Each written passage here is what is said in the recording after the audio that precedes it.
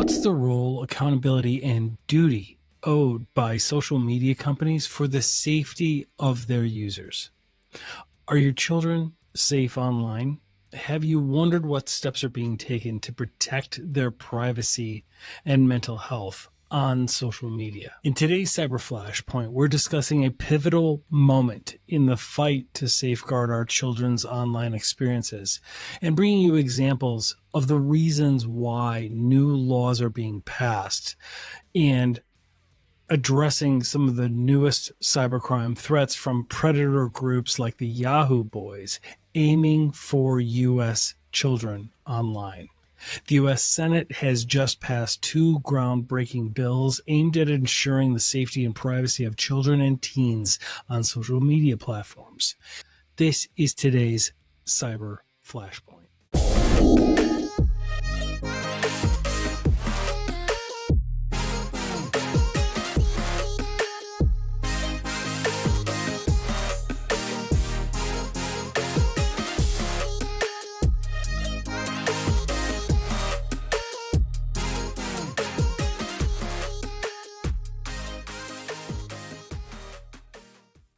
Welcome, everybody. I'm your host, David Morrow, and in today's Cyber Flashpoint, we're going to be discussing the role of social media companies and any duties that they may or may not have in protecting children and children's mental health online. There's a couple different bills that have recently been passed in the last couple days that we want to bring to your attention. The first bill is the Kids Online Safety Act, also known as KOSA, K-O-S-A. It now introduces a legal duty of care mandate for social media companies.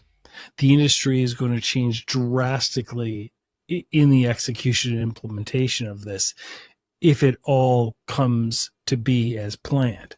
The legislation requires these platforms now to prioritize the safety of minors, focusing on secure design, which is right in line with CISA's Secure by Design platform and initiatives, and new stringent regulations against social media companies. This includes default settings that protect minors' information and the disabling of additive features that contribute to issues such as suicide and disordered eating. Senator Richard Blumenthal, co-sponsor of the bill, made a powerful comparison stating, quote, "Big tech, we no longer trust you to make decisions for us. Car manufacturers are required to install seatbelts and airbags. The same has to be true of social media companies," end quote. The second bill is called the Children and Teens Online Privacy Protection Act, or COPPA, C-O-P-P-A 2.0, and that aims to ban targeted advertising to minors and unauthorized data collection. That's really, really important, right? This act allows parents and children to demand the deletion of their information from social media platforms, providing an eraser button for digital content. Think about the implications of that. It also seeks to enhance the transparency of social media algorithms to better understand their impact on young users. Chris Perry, who's the executive director of the digital media research nonprofit called Children and Screens, emphasized the significance of these measures. Quote, "It's overdue to make these products safer and expand our understanding of children's digital lives," unquote.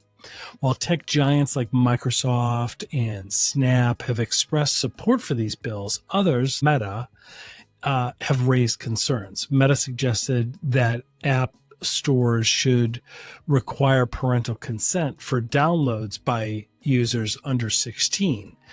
Congress was debating back and forth. The general consensus, it seems, is that they don't know how they would enforce that. The administration has thrown its weight behind these new bills, urging Congress to act swiftly and send them to the president for approval. So why does this matter? Well, think of it as a business leader. This legislation signals a major seismic shift toward greater accountability in the tech industry. Companies are going to need to invest in safer, more transparent practices, potentially reshaping the landscape of digital marketing and data management. For parents, these bills offer a promise of enhanced protection and control over children's online presence. Addressing these concerns, this has been going on for a long time, right? And these bills now address these long-standing concerns about privacy and mental health impacts. So as we await the final steps in this kind of legislative journey, remember, like from Saturday morning TV, if you're old enough, back in the day, I'm just a bill, only a bill, right? I'm sitting here on Capitol Hill and how it has to go through. Well, that's where we're at, but it's getting to the point where it's going right to the president for signature now. So we're going to keep you posted on this. But one thing is clear. The social media role in our lives is changing and accountability is coming. So cue the lawyers, because the lawyers are going to be impacting and driving the execution of this to keep these companies in check. And these bills mark a significant step toward a safer online environment for the next generation. So to find out why, a good, clear example of why these initiatives are being driven by Congress right now, in an alarming revelation, and after many parent groups, privacy advocates, family members, members of Congress, and public awareness associations have raised alarms, changes have now been proposed by some large social media tech companies to combat and hopefully reduce the impact of financial sextortion scams. Financial sextortion scams that originate generally from Nigeria, primarily orchestrated by a group known as the Yahoo Boys. Financial sextortion scams originating generally from Nigeria, but also in some other countries. And they're mostly orchestrated by this famous group called the Yahoo Boys. And they've been causing significant distress globally, running a lot of these scams. We're going to get into exactly how they do it. These cyber criminals, they target vulnerable individuals, manipulating them through sophisticated schemes that blend romance and blackmail. And they leverage the latest in AI applications and deepfake. The Yahoo Boys employ a range of tactics to ensnare their victims. Initially, they establish trust and rapport through online dating platforms or through social media platforms. Once a relationship is formed, they coerce their victims into sharing intimate photos or videos. This is where the extortion begins. Victims are threatened with the release of these private materials until a ransom is paid. This cruel manipulation not only devastates the victims emotionally, but also drains them financially. There have been story after story of people that have been driven to suicide, and we've reported on it on this show. If you go back to prior episodes, we'll have links in the show notes, that sometimes they happen within 24 hours, 48 hours of when this occurs. The relationship had been building, and then the extortion comes in and it's harsh, and people are afraid to bring up, children are afraid to bring this up to their parents, to bring this up to their friends, and definitely to bring it to the attention of teachers. One thing that the groups always suggest is, as a parent today, let kids know that it's okay, absolutely, to come to you to talk about it, and that it will be a judgment-free, punishment-free zone. You have to do it that way, they say. Otherwise, you're never going to know until it's too late. So let's get back to the Yahoo Boys. The Yahoo Boys are continuously evolving their methods. A recent report highlights their use of real-time face tracking technology to deceive their victims, making their scams even more convincing and harder to detect. These criminals exploit financial vulnerabilities by enticing individuals with promises of quick profits through fake investments or money transfer schemes. And one of the most alarming advancements in their tactics is the use of deepfake technology. Deepfakes are a sophisticated form of artificial intelligence that create hyper-realistic but entirely fabricated videos, and they're used in real time. It's not a pre-done video, right? It's something that is live and something that is very, very deceiving. And the advancement and the way that they have increased in the last few months is absolutely shocking. The technology leverages machine learning algorithms to superimpose faces onto bodies or to alter speech and facial expressions, producing videos that are nearly indistinguishable from real ones. The implications of deepfakes are vast and concerning, particularly when used in scams and also misinformation campaigns, which we're seeing a lot of because it is an election year. But here's what the Yahoo Boys do. The Yahoo Boys are notorious for their adaptability and innovation in cybercrime. Initially, these fraudsters relied on simple email scams where they would pose as wealthy individuals or officials needing assistance to transfer large sums of money. But over time, as internet users became more aware of those old tactics, the Yahoo Boys adapted by moving to social media platforms and online dating sites. Here, they can craft more personalized and convincing stories to lure their victims. The introduction of real-time face tracking technology marked a significant advancement in their scamming arsenal. The technology allows scammers to engage in live video chats with their victims. Live video chats. They use digital masks that map their facial movements onto a different face.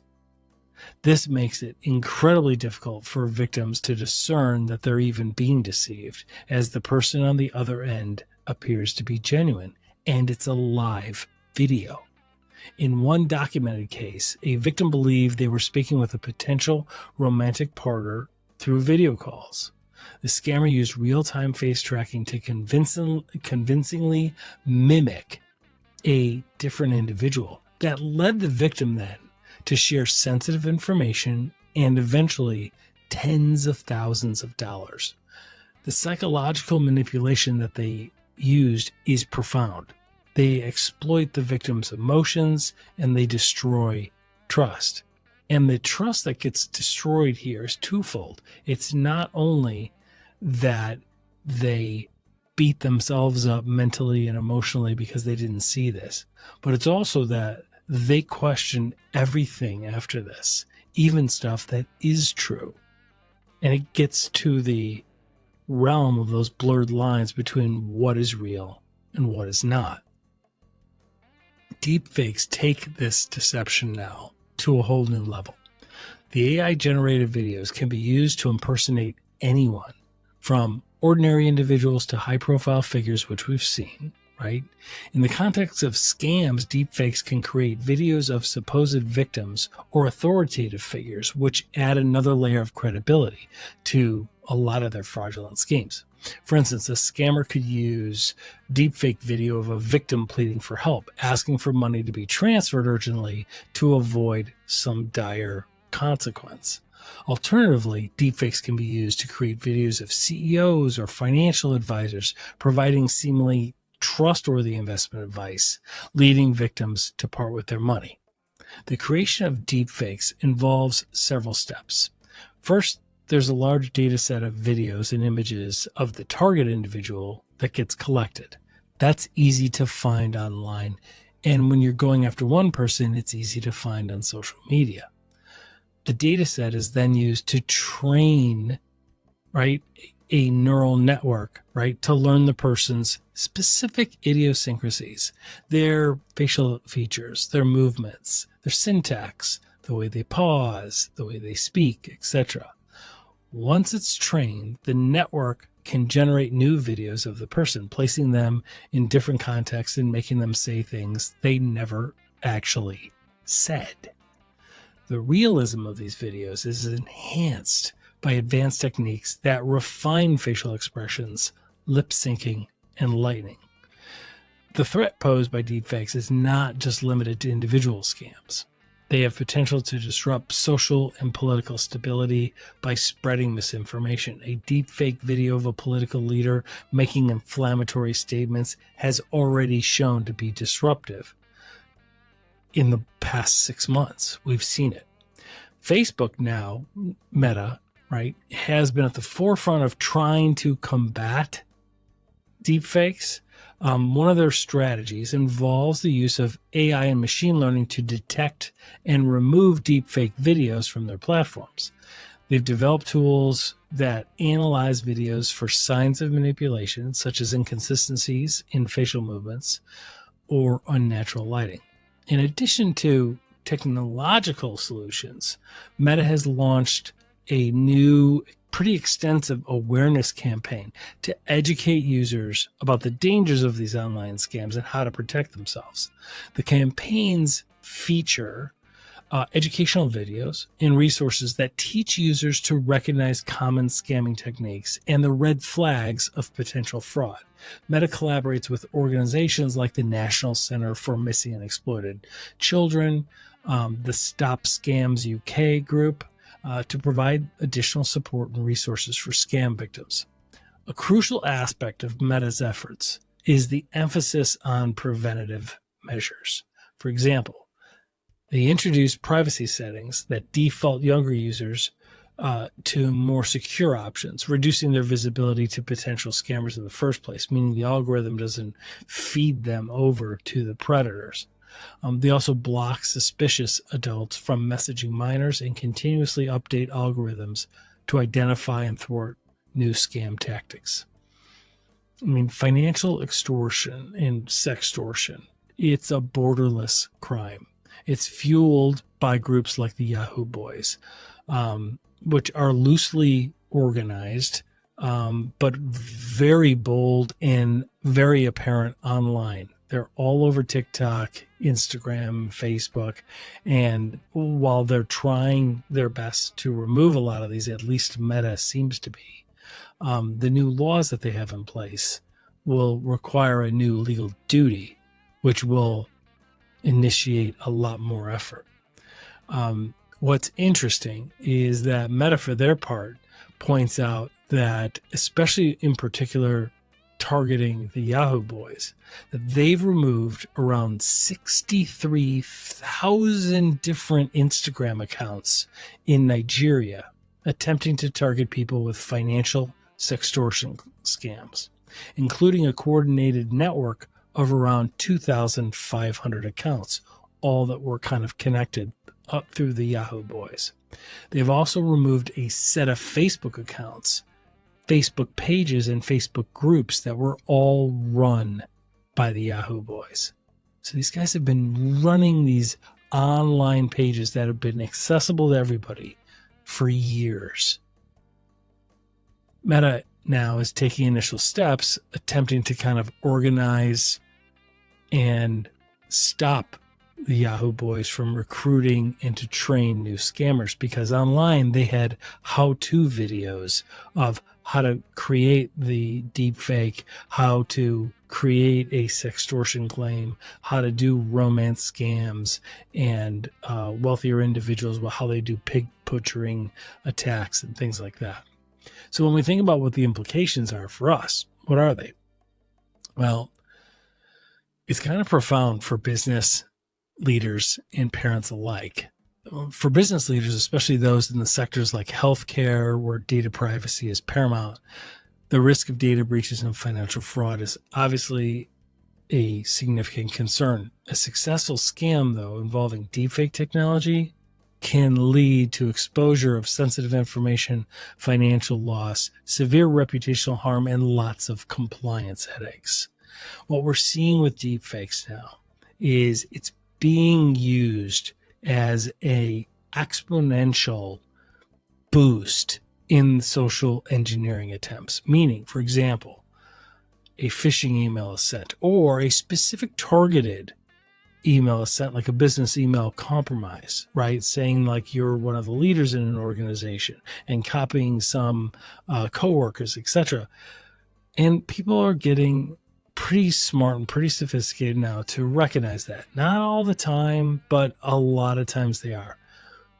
But now it's followed up with a Teams meeting invite or a Zoom calendar invite, where then the leader gets on a live video conference where you can ask questions, find out all of the red flags you thought happened and get your answers. And there might be 2 or 3 people in leadership on that.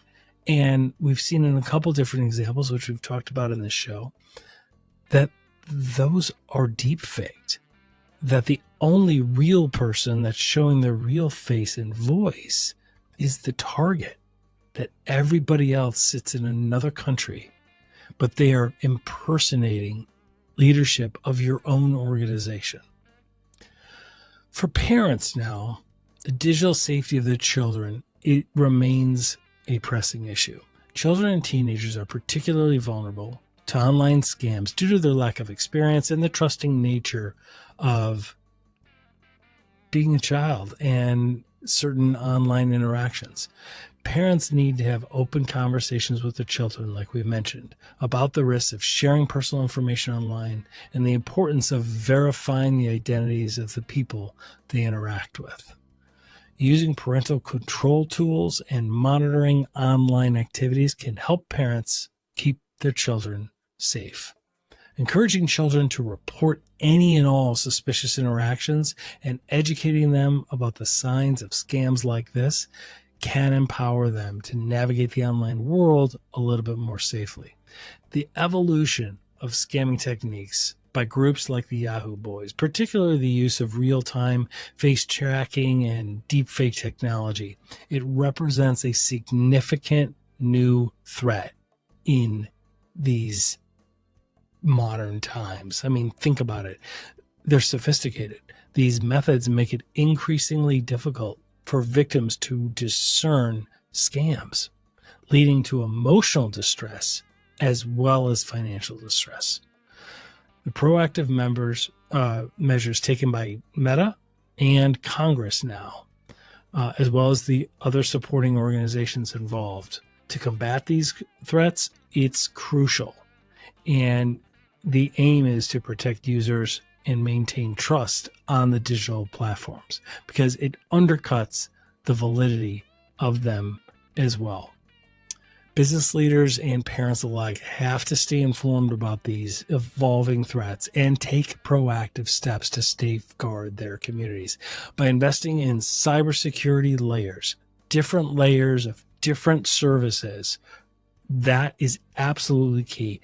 And at the forefront being ongoing job-embedded education, educating employees, educating children, educating elderly relatives, leveraging available tools and resources. We can all create a safer digital environment and reduce the impact of malicious activities and stop groups like the Yahoo Boys. For more information and resources on protecting yourself from online scams, check out our site, cybercrimejunkies.com. We have a whole host in the take-home resources you can download. There's a whole host of information on organizations that you can reach out to, find information for sextortion fears, any of the online scams. We have all of those links and all of those resources. They're all no cost, and they are all available at our site, cybercrimejunkies.com, under the take-home resources portion. We thank you for listening to this Cyber Flashpoint, and we will keep you posted once this gets signed into law. Next episode starts right now. Thanks for listening. And if it's not too much to ask, please just click subscribe to our YouTube channel or leave us a 5-star review on Apple Podcasts, because it all is what the algorithm is all about. And that's our only ask of you. We don't sell your data. We don't ever misuse or engage with you unless you are reaching out to us. And we thank you for listening and watching. See you on the next one.